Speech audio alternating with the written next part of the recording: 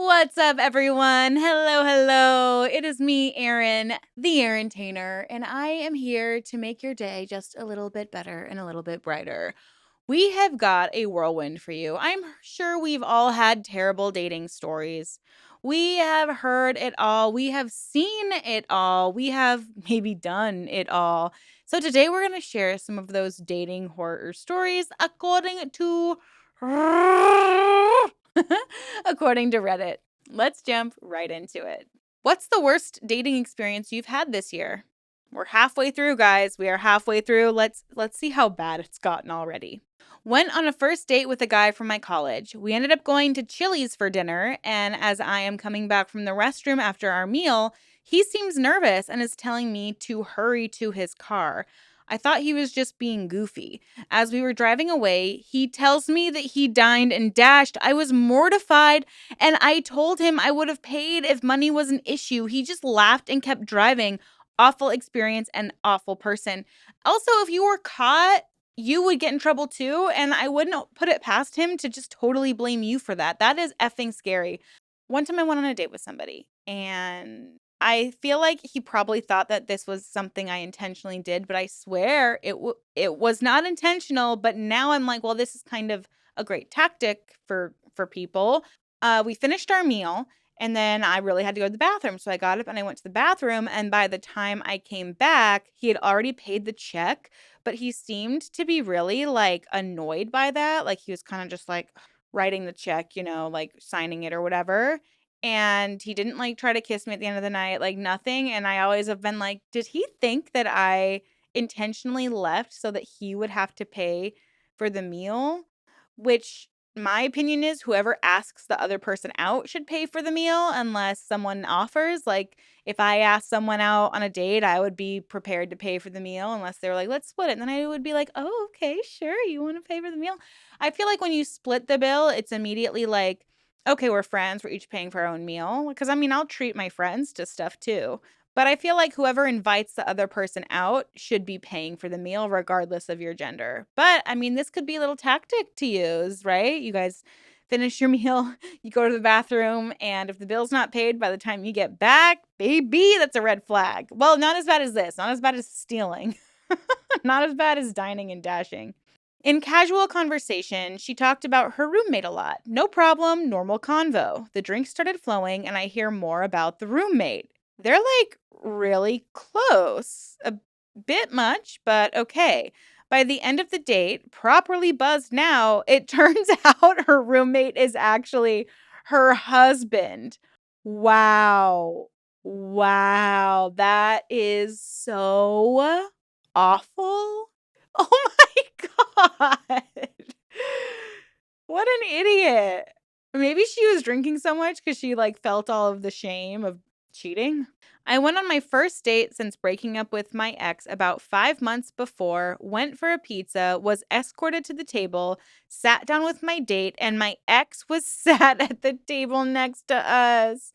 I then went to a singles event not long after, and my ex was there again. Oh my gosh. And someone responds and says, when she comments in this thread, total coincidence. So he goes and he edits, edit, we are not back together. What makes things even stranger is we encountered each other again the very next day after the singles event at a festival in a giant park filled with thousands of people. I think you guys like are destined to be together or she's stalking you. One of the other things. Like, did you break up with her? I don't know. Some seems fishy. This one says, I took a girl out, asked her what her interests were. Don't have any. Any hobbies? No. What do you do besides uni? Not much. Are you enjoying your course? I don't really like talking about uni. Followed by a long, uncomfortable silence. You guys know that when you go on dates, the point is to like get to know each other. So like you have to like have a conversation. Like you have to each other. Don't know if that surprises you, that little tidbit. But yeah, if you want to get to know someone and date them, you have to typically talk to them. Ooh, this one's kind of long. Okay, here we go. I bartend at this craft cocktail bar in my town. quite a nice place. It was just prior to this past Christmas. My female friend was there visiting, and this one girl came in alone, and we really hit it off instantly. Vibe was great. I let her and her friend chat a while. We had talked about getting her to join us for yoga. I gave her my number, and she left. Didn't hear from her for a while, but eventually I got a text. Hey, I just put on this little black dress to come visit you, and the place is closed. So we started chatting a bit. Conversation was fantastic. Planned a date for that Thursday, met, and again, instantly the vibe was immaculate. We had to keep it brief, 45 minutes only, but it went so well that we were literally making out in the parking lot before we split ways. Kept talking again for another week until our second date, and we both made it very clear that we were very much into each other. She even showed me a conversation she'd had with her sister about how shocked her sister was she was letting a man pursue her because it'd been 2 years since she'd allowed that. Second date arrives. We meet, are holding hands across the table, staring lovingly into each other's eyes. I was like, wow, is this what it's like to fall in love? She gets a phone call and starts holding back tears. She's got to go to the hospital. Her mom has been in poor health for about 4 years, she said, and it's this again. She was profusely sorry and made sure to say that she wanted to see me again as soon as possible, gave me a kiss, and left. This feels really red flag to me.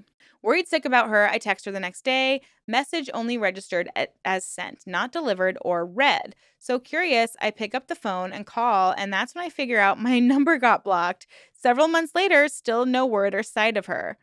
What? What's crazy is I actually had to go through a short 3-day grieving period. And even though it was literally 1 week start to finish, I've been ghosted before, but never something like that, especially after having felt such a connection that she confirmed to me was mutual. Looking back, she mentioned that she had to set an alarm on her phone to take her meds every day, but I can't really confirm much about her mental state. But I don't know. Either way, stuff sucked. Didn't want to go on a date for a few weeks after that.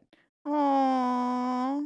Guys, don't ghost people. Just grow up and say how you feel. Whether that's, hey, I'm no longer interested in seeing you, or hey, I don't have the time right now. Whatever BS excuse you need to make, just don't ghost someone. That gives someone zero closure. And then some say, oh, ghosting is the closure.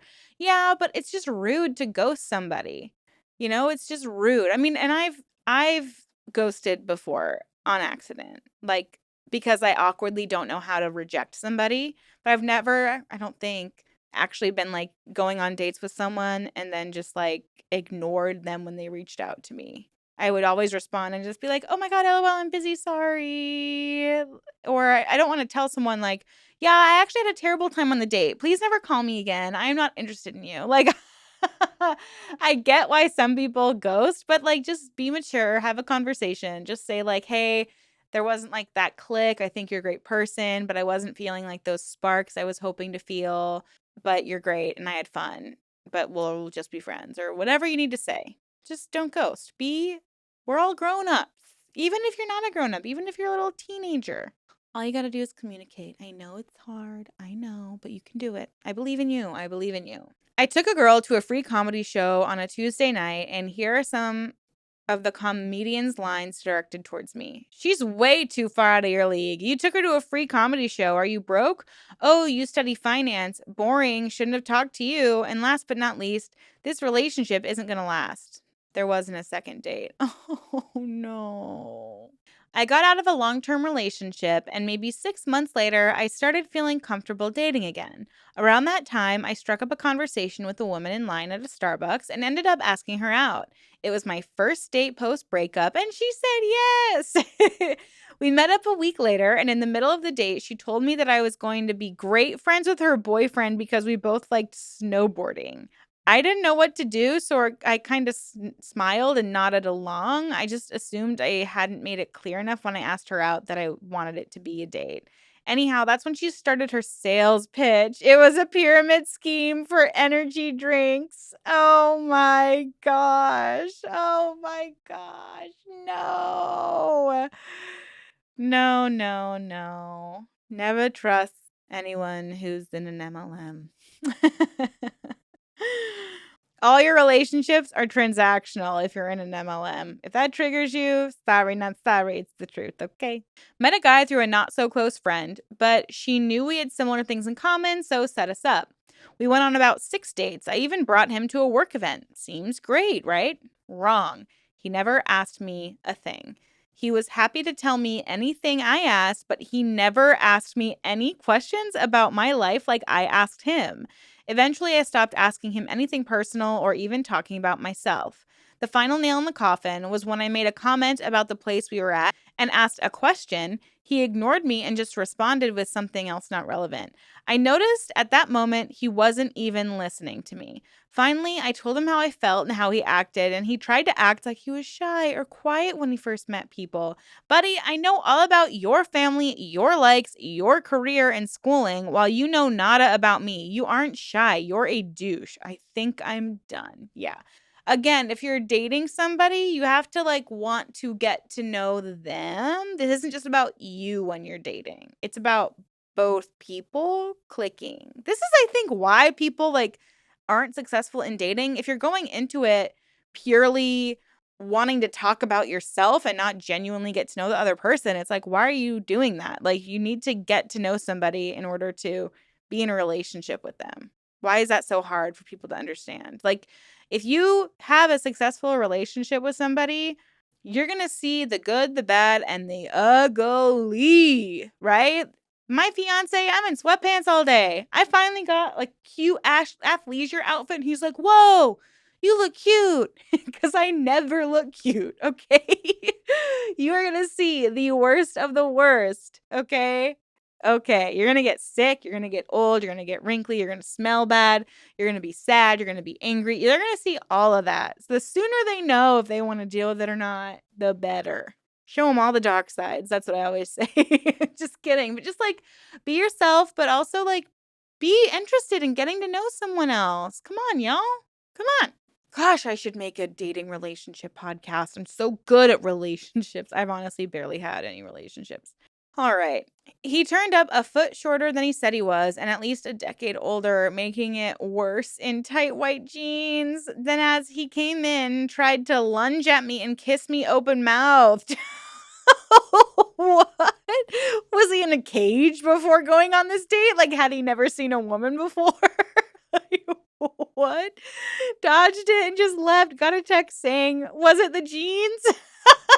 Was it the jeans? Oh my God, that's good. That's so good. I'm going to never stop thinking about that. Was it the jeans? Oh.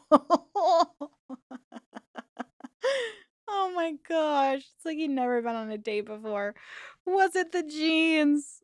Oh my gosh, that is funny. I had a response and then I read, "Was it the jeans?" And I just lost. I lost it. Oh, because he showed up older and shorter. See, I don't necessarily care if you're 6 feet tall. Just don't lie about it. I remember a guy I was literally I'm a short girl, right?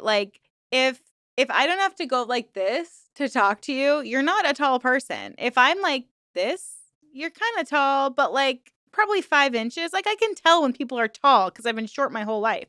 I went on a date with this guy who claimed to be 6 feet tall, and I swear to God, he had to have been 5'8". And I was just like, I'm standing right here. Do you really think you're able to lie to me? I've seen people who are 6 feet tall, and it's not you. My frame of reference hasn't changed since I was a teenager. I can tell how tall you are. And it's not 6 feet tall. You're literally this much taller than me. I'm 5'3". Yeah, you're 5'8". And that's fine. I don't care. I think 5'8" to 5'3", that's a great ratio. My fiance's 5'10". That's great. But don't lie about it. Why are you lying about it? Just don't.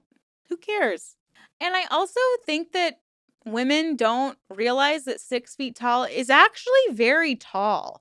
And if you're under 5'5", you don't need a 6 feet tall dude. Just why? To have one? I always think that's weird. And I'm like, you are literally 5 feet tall. Why do you need a guy a whole foot taller than you? You'd be fine with a 5'5". It would feel like he was 6 feet tall to you. Everyone is taller than us. We move through the world like this. If you move through the world like this, I don't think you really know what 6 feet tall is. I think you know what 6 feet tall is, or you just are romanticizing the 6 feet tall. But if you're that short, it does not matter. It's all relative, baby. Let the girls who are like 5'8", 5'9" get the 6 feet plus taller guys. They need it more than us. Okay. Okay. I said my piece. And on that note, I think we can go ahead and sign off for today. Let me know what you think or what your favorite piece of advice was today. Or if you're like, Erin, that is BS. There's no frickin' way. No way. This is what I think. I want to hear from you guys. I want to hear from you. In any case, I hope you have a good date this weekend. I hope you have even a better date next week. I mean, let's flip through this roster and see who we got. I'm just kidding, you guys. I'm just on one today. I hope you guys have a great rest of your week. And thank you so much for tuning in today. And I will see you in my next video very soon. Bye.